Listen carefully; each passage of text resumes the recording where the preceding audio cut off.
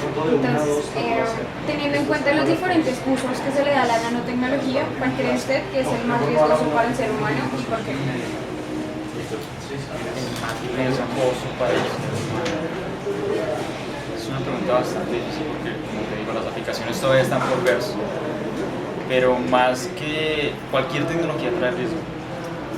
O sea, no sea nano, todas tienen riesgo. Lo importante es hacer una caracterización apropiada del material antes de que sea distribuido a nivel global, supongamos, antes de que salga al consumidor.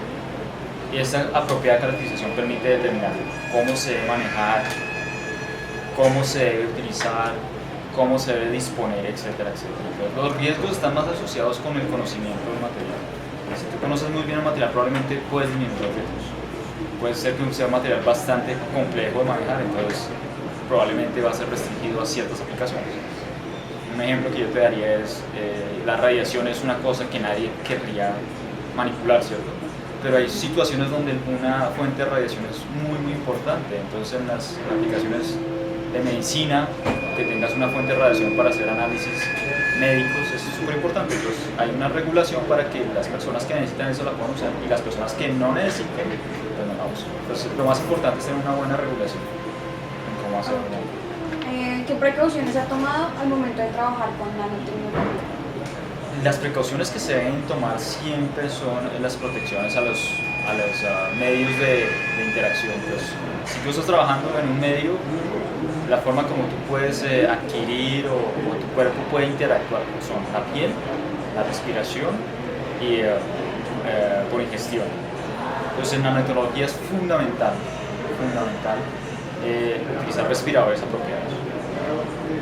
Porque en uno de los artículos que surgió decían que había creado un reloj que estaba a base de nanotecnología.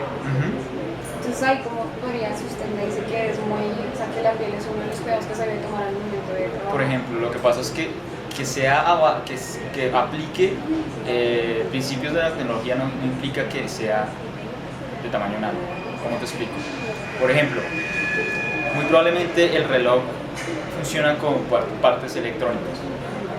Pues probablemente lo que tiene cierta aplicación de nanotecnología es que ahora el circuito se creó utilizando nanoconductores. Ese nanoconductor está embebido en una placa y ya la placa es de tamaño macro, entonces muy probablemente, aunque el material, la tecnología se basó en nano, el material en sí es macro, entonces probablemente no te va a afectar. Entonces, por ejemplo, tú utilizas bloqueador solar. Tú sabes que las partículas que tiene el bloqueador solar son nano y tú lo utilizas porque la piel sirve como protección para ese tipo de material. Entonces, y además no son las partículas sueltas, vienen con unos fluidos que hacen que se dispersen, etcétera, etcétera. Las partículas ya están ahí, pero no necesariamente tienen que afectar. ¿Qué consecuencias genera que la nanotecnología no culmine con el trayecto en el metabolismo? Digamos, en el caso que usted hablaba del cáncer, Sí. se supone que llega un punto en que las nanopartículas se autodestruyen. ¿Qué pasa? O sea, ¿cuál sería la consecuencia a grandes rasgos que eso no funciona? Lo que siempre tienes que diferenciar cuando la nanopartícula va a estar directamente involucrada con el cuerpo y cuando tiene otro tipo de aplicación. Por ejemplo, si tú colocas un recubrimiento nano a este vidrio para que absorba los rayos UV, probablemente la probabilidad que esas partículas lleguen a tu cuerpo va. Pero si en la medicina que tú tomas hay nanopartículas, pues la concentración es mayor que si las tomaras directamente del vidrio. En medicina siempre se habla de los niveles, creo que se llaman toxicológicos. Pues cada material tiene un nivel diferente. Y eso tiene unas cantidades. La ventaja de las medicinas nano es que es tan pequeña que para que tú, digamos, te enfermaras por esa cantidad tendrías que tomar muchas de esas medicinas. La otra forma que tú tienes que mirar, o lo que tú tienes que mirar, es que el cuerpo tiene algunos mecanismos de deshacerse de cosas que no le sirven.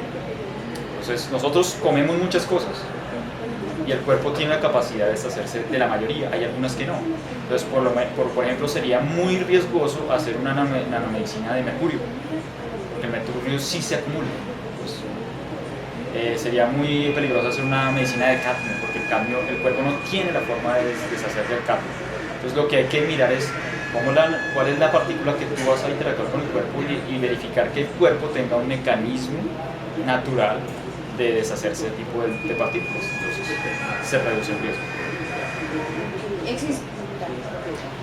¿Existe alguna posibilidad de que la nanotecnología pueda evolucionar por sí sola?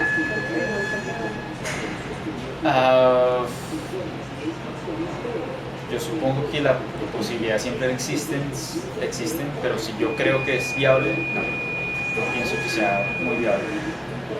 Cuando tú hablas de probabilidades, estás hablando de que 0.001 es una probabilidad. Eso es una probabilidad, pero que pueda suceder, no creo. Qué pena interpretar, es como la posibilidad de que un asteroide nos golpee. Esa posibilidad existe, está probado y ha pasado antes. Pero que pase en un tiempo que tú lo puedas ver o que pueda suceder es muy bajo. Entonces, teniendo en cuenta la nanotecnología en alimentos, ¿cómo podría usted determinar la función que tienen las nanopartículas? la función en los alimentos. Wow, no sé mucho, de lo que he leído es generalmente los efectos en los alimentos tienen que ver con Qué pena, sería tan amable decirme qué horario le tocó al ingeniero Ortega.